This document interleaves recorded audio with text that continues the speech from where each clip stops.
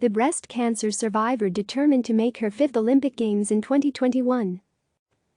Chaunté Lowe is accustomed to having her world turned upside down. A four-time Olympic high jumper and the bronze medalist from the Games in Beijing 2008, she was diagnosed with breast cancer last year.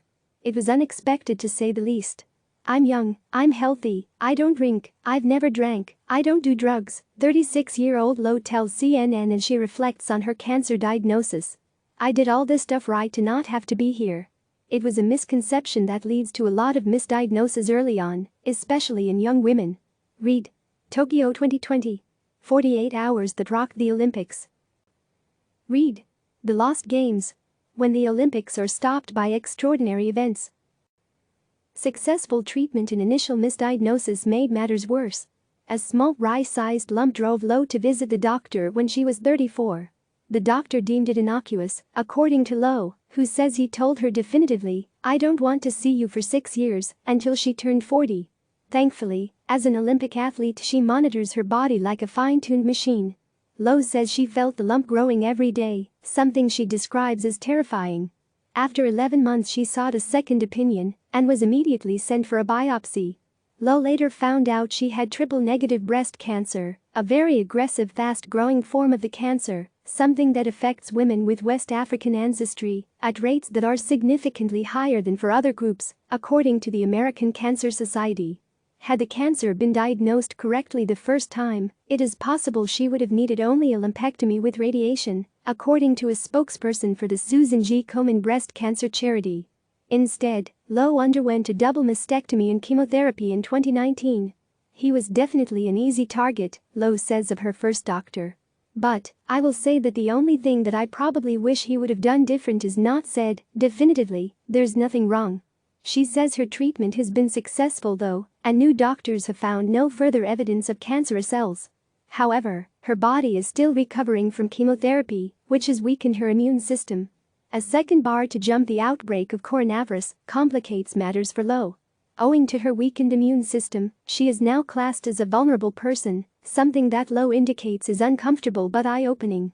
Despite serious health concerns, Lowe had been determined to compete at Tokyo 2020. "I would have been scared," she says. "And I would have had a lot of different worries going into it that maybe some of the other athletes didn't have. But with the Olympics now postponed to 2021, the high jumper is more determined than ever to make the squad."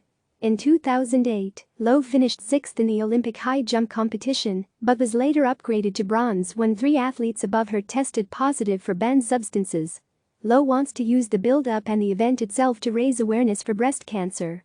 More than 42,000 women are expected to die from breast cancer in the U.S. this year, according to the American Cancer Society. In 2018, there were more than 2 million new breast cancer cases worldwide, according to World Cancer Research Fund International. Researchers stress that early detection of breast cancer leads to the highest rates of survival. Lowe hopes that, by raising awareness, she can help others. As for the Olympics, Lowe says the International Olympic Committee made the right call to postpone the event. But she recognizes the impact and disruption the postponement could have on athletes. "You put your life on hold for the Olympics," she says. "Imagine if you've ever been on a tough diet and you're like, okay, I could hold it for this long, but at this point in time, I'm going to break. And now they're telling you everything that you've done to put your life on hold, you have to do it a whole other year. It's going to be very difficult." Lowe has spoken to fellow athletes who are unsure if they will be able to make it to Tokyo next year, adding that mentally, it's exhausting. She relates the impact COVID-19 has had on athletes everywhere to her experience of breast cancer. "You're at peak physical health," she explains. "You have dreams of going to the Olympics, competing on the world stage, to represent your country, your family, your sport, and then all of a sudden, it's ripped from you." Read.